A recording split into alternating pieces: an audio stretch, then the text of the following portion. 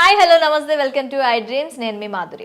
Kidney stones ప్రస్తుతం ఎక్కువగా బాధిస్తున్న అంశం. కిడ్నీ స్టోన్స్ అసలు ఎలా ఏర్పడతాయి, ఇవి వస్తే ఎలా కంట్రోల్ చేసుకోవాలి, దీనికి ఎలాంటి మెడిసిన్స్ యూస్ చేయొచ్చు, లేదంటే హోమ్ రెమెడీస్ ఏమైనా ఉన్నాయా, ఇలాంటివన్నీ కూడా మనకి చెప్పడానికి మనతో పాటు ఉన్నారు డాక్టర్ సిఎల్ వెంకట్రావు గారు. ఆయన అడిగి డీటెయిల్గా తెలుసుకుందాం. నమస్తే సార్. నమస్తే సార్, కిడ్నీ స్టోన్స్ అనేవి ఇప్పుడు ఒక 25 ఇయర్స్ వాళ్ళకు కూడాను ఈ కిడ్నీ స్టోన్స్ అనేవి కనిపిస్తున్నాయి సార్. అసలు ఈ కిడ్నీ స్టోన్ ఎలా తయారవుతుంది కిడ్నీ లోపల? అంటే మనం బయట నుంచి రాళ్ళు రప్పలు తినం, అయినప్పటికీ కిడ్నీలో రాళ్ళు కనిపిస్తున్నాయి అని చెప్పి అంటూ ఉంటారు. అసలు ఈ కిడ్నీలో స్టోన్స్ ఎందుకు లోపల తయారవుతాయి, అసలు వాటిని ఎలా నివారించవచ్చు అంటారు? కిడ్నీ మూత్రపిండంలో రాళ్ళు ఏర్పడటానికి ప్రధాన కారణం మనం మంచినీళ్ళు తక్కువ తాగటం. ఓకే. చాలామంది టిఫిన్ చేసేటప్పుడు మంచినీళ్ళు తాగుతారు, మధ్యాహ్న భోజనం రాత్రి భోజనం ఏదైనా మధ్యలో ఏదైనా టిఫిన్ చేస్తే తాగుతారు. అలా కాకుండా మధ్య మధ్యలో గంటకు ఒకసారి దప్పిక అయినా కాకపోయినా వర్షాకాలము శీతాకాలంలో కనీసం 3 లీటర్ల మంచినీరు, ఓకే, వేసవి కాలంలో 3 నుంచి 5 లీటర్ల నీళ్లు. మన టేబుల్ మీద ఎప్పుడూ నీళ్లు ఉండాలి, వాటర్ బాటిల్ ఉండాలి. పూర్వకాలము ట్రాక్టర్లు లారీలకి రేడియేటర్ అని ఉండేది. ఆ రేడియేటర్కి నీళ్లు పోసేవారు ఇంజిన్ కూలింగ్ చేయడానికి. అవును. ఇప్పుడు కూలెంట్లు వచ్చినాయి, ద్రవాలు మన ఆయిల్స్ వచ్చినాయి, కూలెంట్ ఆయిల్స్ వచ్చినాయి. అలా మన శరీరాన్ని ఎక్కువ నీళ్లతో ముంచి ఉంచటం ద్వారా ఈ రాళ్ళు ఏర్పడవు. ఎందుకంటే మంచినీళ్ళు ఎక్కువ తాగితే రక్తం పల్చగా ఉంటుంది. ఓకే. రక్తం పల్చగా ఉంటుంది, మూత్ర విసర్జన అధికంగా జరుగుతుంది. ఈ నీళ్లు తక్కువ తాగితే రక్తం చిక్కబడిపోతుంది, మూత్రం కూడా చిక్కబడిపోతుంది. కొంతమంది మంచినీళ్ళు తక్కువ తాగితే మూత్ర విసర్జనప్పుడు మంట చురుకు కూడా ఉంటుంది. ఆ మంట చురుకు నీళ్ళు ఎక్కువ తాగితే పోతుంది. కనుక మనం విధిగా మంచినీళ్ళు ఎక్కువ తాగటం అలవాటు చేసుకోవాలి. ఇప్పుడు మనం అందరం కూడా 20 లీటర్ల క్యాను ఆర్ఓ వాటర్ తాగుతున్నాం. ఆర్ఓ వాటర్ బదులుగా ఆల్కలైన్ వాటర్ అని, క్షారపూరితమైన వాటర్, మంచినీరుగా ఆల్కలైన్ వాటర్, అది వాడటం వల్ల ఈ కిడ్నీలో రాళ్ళు ఏర్పడకుండా కాపాడవచ్చు. ఏర్పడిన రాళ్ళు కూడా కరిగిపోయేలా చేయొచ్చు.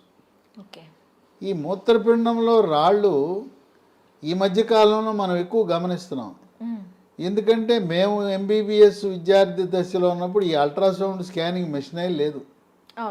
అల్ట్రాసౌండ్ స్కానింగ్ మిషన్ కనుగొన్న తర్వాత, అది వినియోగంలోకి వచ్చిన తర్వాత మనం ఎవరికి కడుపు నొప్పి వచ్చినా, ఏ రకమైన కడుపు నొప్పి వచ్చినా ఏదో ట్యాబ్లెట్ ఇంజెక్షన్తో సరిపెట్టకుండా తప్పనిసరిగా మరుసటి రోజు అల్ట్రాసౌండ్ స్కానింగ్ పరీక్ష చేయించుకోవాలి. గతంలో అల్ట్రాసౌండ్ స్కానింగ్ అందుబాటులో లేని కారణం వల్ల ఇవి కనపడేవి కాదు. ఎక్స్రే తీస్తే కనపడవు, ఎక్స్రేలో రాయి కనపడదు, స్కానింగే చేయాలి. ఈ అల్ట్రాసౌండ్ స్కానింగ్ అనేది ధ్వని తరంగాలను చేసే స్కాన్. 100 సార్లు 1000 సార్లు చేయించినా దీంట్లో ఏమీ రేడియేషన్ ఉండదు కనుక, ఇది సురక్షితమైనది కనుక చేయించుకోవటం వల్ల ఎటువంటి నష్టం లేదు. ఈ మూత్రపిండంలో రాళ్ళు ఉంటే విశేషం ఏంటంటే కడుపు నొప్పి రాదు, నడుము నొప్పి వస్తుంది. ఈ నడుము నొప్పి వెనక పక్క, ఒక పక్క నడుము సెంటర్లో రాదు, ఓ పక్క వస్తుంది. ఓ నడుము పక్కన నొప్పి మొదలై అక్కడి నుంచి ప్రారంభించి నడుము నుంచి పొట్టలోకి, అక్కడి నుంచి గజ్జల్లోకి వచ్చి, మగవారికి అయితే వృషణాలు, గోలీకాయల వరకు నొప్పి వస్తుంది. ఈ మూత్రపిండంలో రాళ్ళు వచ్చిన వాళ్ళు ఇక వాళ్ళ నొప్పి ఎలా ఉంటుందంటే నరకయాతన. మంచం మీద పడి దొర్లుతుంటారు, దొర్లుతూ లేదా బోర్ల పడుకుంటారు, గావు కేకలు పెడతారు. ఈ తీవ్రమైన నొప్పి చూసి ఇంకా అప్పగింతలు మొదలు పెడతారు. నేను చచ్చిపోతున్నాను అని గౌకేకలు పెడుతూ అక్కడ అప్పులు ఉన్నాయి, ఇక్కడ ఇవి ఉన్నాయి, ఇక్కడ ఆస్తులు ఉన్నాయని చెప్పి ఇక నేను చచ్చిపోతున్నాను అయిపోతున్నాను అని చెప్తారు. అంత తీవ్రమైన నొప్పి వస్తుంది ఇది. కనుక ఇది నడుము దగ్గర ప్రారంభం అవటం వల్ల కొంతమంది పాపం తెలవక ఎముకల డాక్టర్ల దగ్గరికి వెళ్తారు. ఎముకల డాక్టర్ల దగ్గరికి వెళ్తే నడుము నొప్పి అని ఎక్స్రేలు తీస్తారు నడుముకి, ఇంకా నడుముకి ఎంఆర్ఐ కూడా చేస్తారు. కనుక మనం ప్రధానంగా గ్రహించవలసిన విషయం ఏంటంటే నడుము పక్కన కుడి పక్కన కానీ ఎడమ పక్కన కానీ ప్రారంభమై పొట్టలోకి వెళ్తుంది. ఓకే. కొంతమందికి పొట్టలోకి వెళ్ళదు, నడుము పక్కనే ఉంటుంది.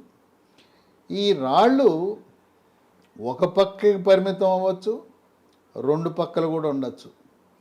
ఒకసారి వచ్చి తగ్గిన తర్వాత మళ్ళీ కూడా వస్తుంటాయి. ఈ రాళ్ళు వచ్చినప్పుడు నొప్పితో పాటు వికారము, వాంతి కూడా ఉంటుంది. ఓకే. కొంతమందికి రాళ్ళు ఉండటం వల్ల తరచుగా జ్వరము, చలి జ్వరం, మలేరియా జ్వరం ఎలా ఉంటుందో అలాంటి జ్వరం వస్తుంది. మూత్ర విసర్జన సమయంలో మంట, నొప్పి. కొద్దిమందికి ఈ మూత్రపిండములో మూత్రనాళములో రాళ్ళు ఉండటం వల్ల మూత్రము రంగు ఇటుక రాయి రంగులో కానీ కొన్ని సందర్భాల్లో రక్తమే పడుతుంటుంది. ఓకే. ఈ రక్తము రాయి వల్ల, ఆ రాపిడి వల్ల పడుతూ ఉంటుంది. ఈ రాయిని మనం ప్రతి రాయిని ఆపరేషన్ చేయవలసిన అవసరం లేదు. 9 మిల్లీమీటర్ల కంటే తక్కువ సైజు ఉన్న రాయి ఆటోమేటిక్గా దానంతరకదే తగ్గిపోయే గుణం ఉన్నదని వైద్య పరిశోధనలో వెల్లడించారు. కనుక 9 ఇప్పుడు మనకి స్కానింగ్ చేసినప్పుడు సైజు ఇస్తారు, ఎన్ని రాళ్ళు ఉన్నాయి ఆ రాళ్ళ సైజులు కూడా ఇస్తారు. కనుక 9 మిల్లీమీటర్ల కంటే సైజు తక్కువ ఉంటే ఎట్టి పరిస్థితుల్లో ఆపరేషన్ కానీ ఇంకా ఏ చికిత్సలు కానీ అవసరం లేదు. మంచినీళ్ళు తాగితే దానంతరకు అవే వెళ్ళిపోతాయి. కొంతమంది ఒక అపోహ ఉన్నది, ఇది పక్కవాడికి కూడా చెప్తుంటారు, రాళ్ళు ఉంటే బీరు తాగరా, బీరు తాగితే అవి వెళ్ళిపోతాయని. బీరు తాగకూడదు. బీర్ అనేది దీనికి చికిత్స కాదు. మూత్రపిండంలో రాళ్ళు కరగటానికి ఆయుర్వేద వైద్య విధానంలో చక్కటి మందులు ఉన్నాయి. గ్రామాల్లో మూత్రపిండాల పనితీరు మెరుగుపరచడానికి తెల్ల గల్జేరు అనే మొక్క ఉంటుంది, ఆకులు నవిలేయమంటారు, లేదా ఆకుని ఉండజేసి పసలు ఉండజేసి ఆ ఉండలు తినమంటారు. తెల్ల గల్జేరు నుంచి తయారు చేసి ఆయుర్వేద మందు ఉంటుంది, దాని పేరు పునర్నవ. పునర్నవ మూత్రపిండాల యొక్క పనితీరుని మెరుగుపరుస్తుంది. అదే కాకుండా రాళ్లను పగలగొట్టడానికి అలోపతి డాక్టర్లు కూడా అందరూ వాడే మందు ఒకటి ఉంది, దాన్ని సిస్టోన్ అంటారు. సిస్టోన్ అనేది హిమాలయ కంపెనీ వాళ్ళు తయారు చేస్తారు. ఉదయం 1, మధ్యాహ్నం 1, రాత్రి 1, ఒక 2 నుంచి 3 నెలలు వాడితే రాళ్ళు కరిగిపోతాయి, రాళ్ళ సైజు పగులుతాయి. అవే కాకుండా నీరి అని NEERI ట్యాబ్లెట్లు ఉన్నాయి. ఇది ఉదయం 1, రాత్రి 1, ఒక 3 నెలల పాటు. ఈ నీరి అనే ట్యాబ్లెట్లు AIMIL అనే కంపెనీ వాళ్ళు తయారు చేస్తారు. దాంతో రాళ్ళు పగిలిపోతాయి, పెద్దగా ఉన్న రాయి పగిలి ముక్కలైపోయి బయటకు వస్తాయి.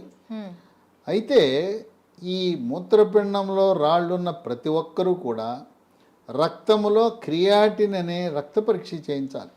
ఓకే. సాధారణంగా ఈ క్రియాటిన్ 1.2 కంటే తక్కువ ఉండాలి.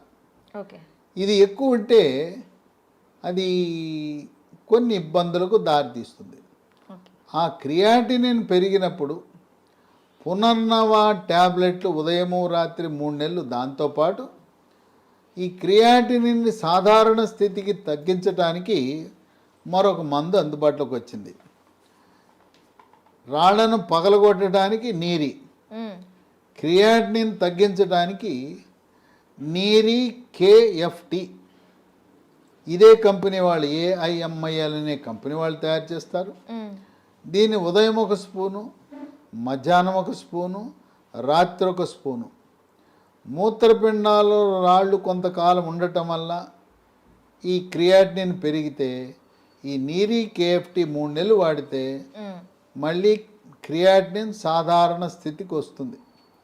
ఎవరైనా వేరే కారణాల వల్ల కూడా క్రియాటినిన్ పెరిగి ఇప్పటికే డయాలిసిస్ చేయించుకుంటున్న వారు కూడా నీరి కేఎఫ్టీ దీంతోపాటు పునర్నవ ట్యాబ్లెట్లు వాడితే క్రమంగా క్రియాటినిన్ తగ్గుముఖం పడుతుంది.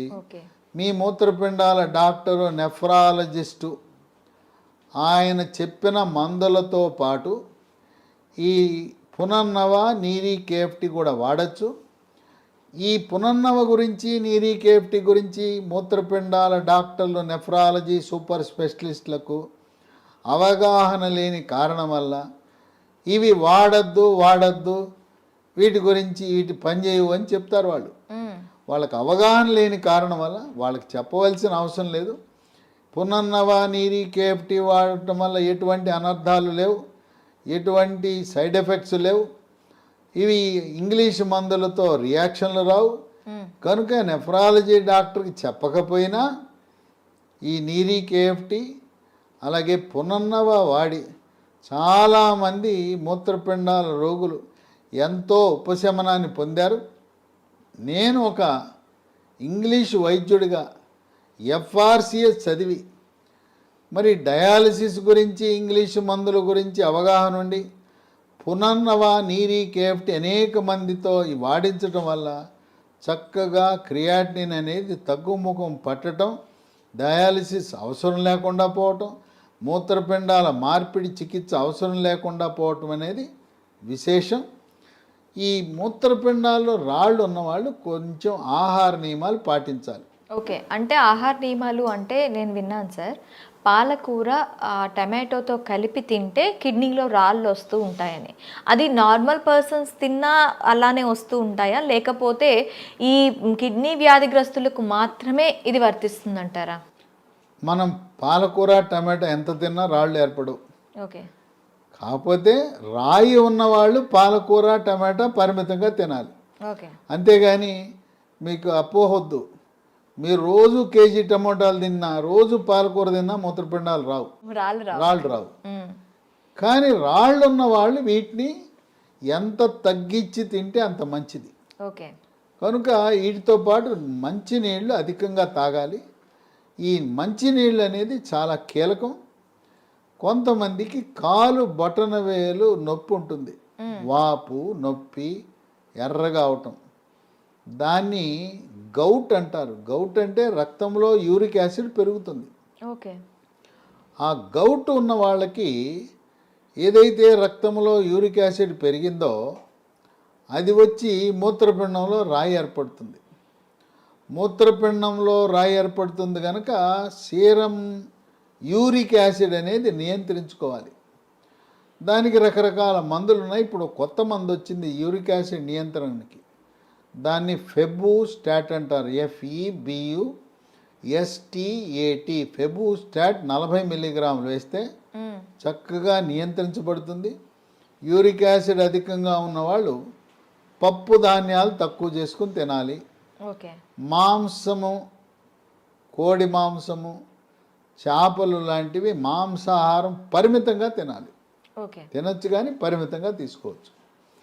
తర్వాత ఈ తరచు ఇవి రెండు పక్కల రాళ్ళు వస్తుంటే వాళ్ళు రక్తంలో కాల్షియం అనేది పరీక్ష చేయించాలి. రక్తంలో కాల్షియం అధికంగా ఉండటానికి గల కారణం ఏంటంటే మెడ ముందు భాగాన థైరాయిడ్ గ్రంథి లోపల 4 చిన్న బుడిపెలు లాంటివి ఉంటాయి. థైరాయిడ్ గ్రంథి లోపల ఉండే 4 బుడిపెలు, పైన 2 కింద 2. ఈ బుడిపెలను పారాథైరాయిడ్ గ్రంథులు అంటారు.